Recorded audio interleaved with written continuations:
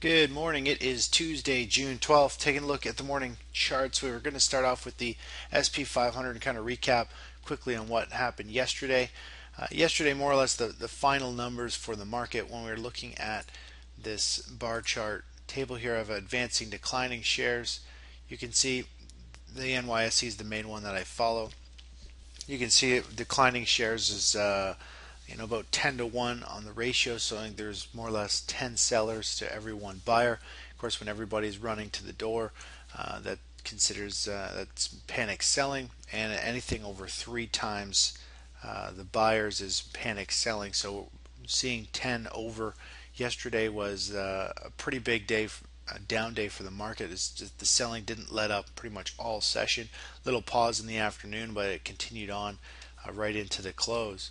Now, looking at the new highs, new lows, they are both mixed with a few new highs, few new lows. Really not really giving any signal here. There's still a lot of selling pressure in the market, and it looks as though it still wants to go down. Now, if we just go down to the bar chart momentum page, this is a chart that I look at frequently, and of course anything over the 101 I consider to be overbought on a short-term basis. Usually expect a pullback the next day, and anything below the 99 I usually expect some type of bounce the following session. So we went pretty much from a couple days ago from an extreme overbought all the way down to an oversold yesterday, and yesterday afternoon we ended up pulling some money off the table, reducing our position simply because the market became oversold. A lot of different things were kicking in. We had an oversold market on this chart here.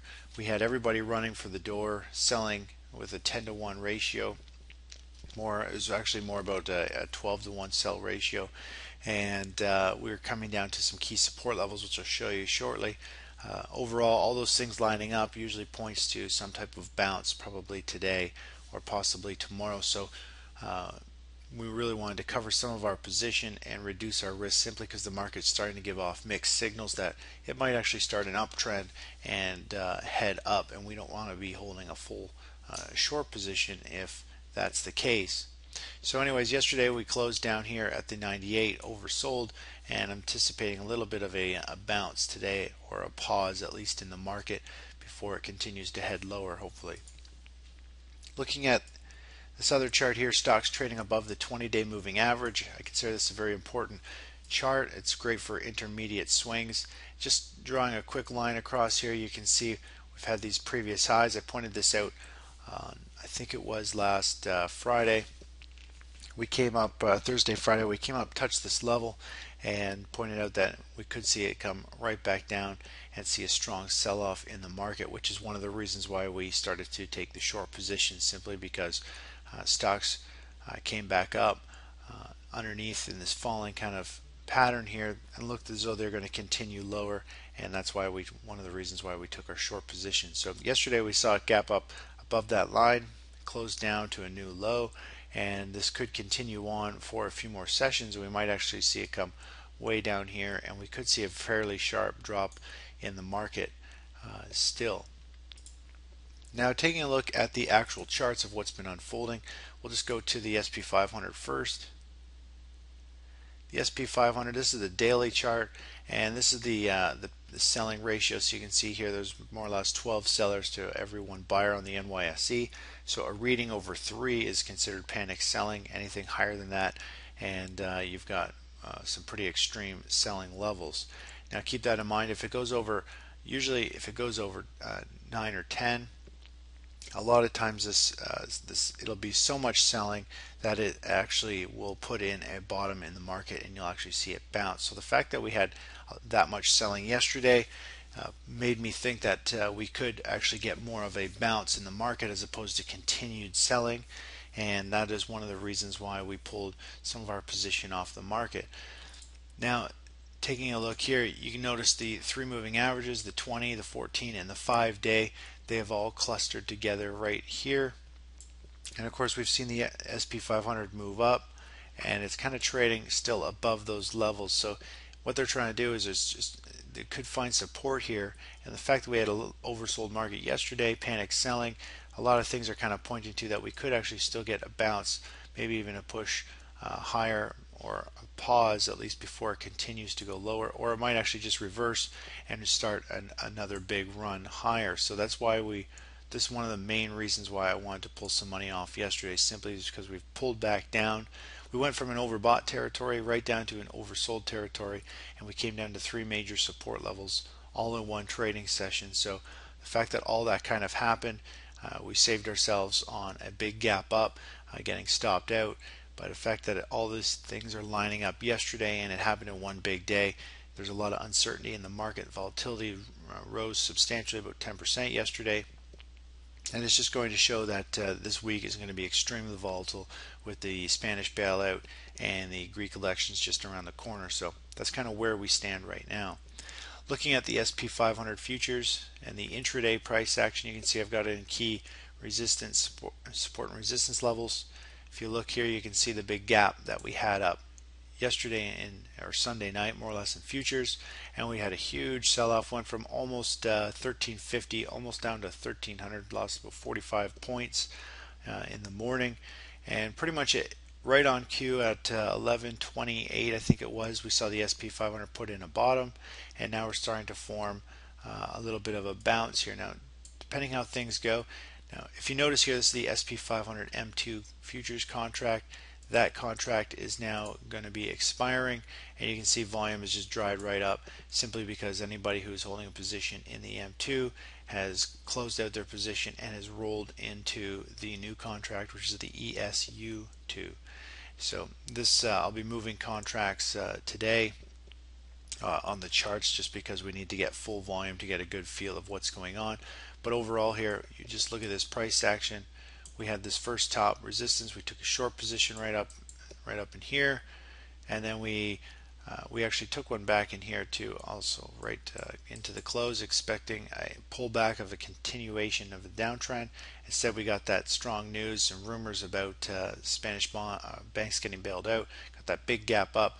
We pulled our stops off, which our stop was set just above here, and we really wanted to see the SP 500 pull back down. It was going to be overbought. Anyways, it did. We started to see it pull back, and we pulled some money off the table yesterday afternoon, somewhere down around here.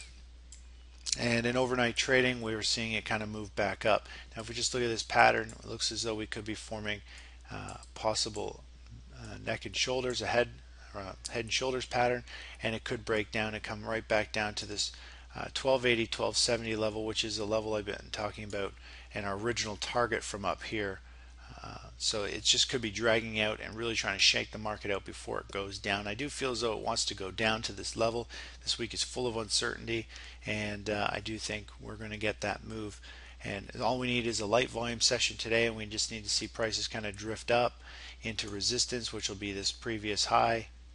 And I think we've got this little consolidation here that we had early in the morning yesterday.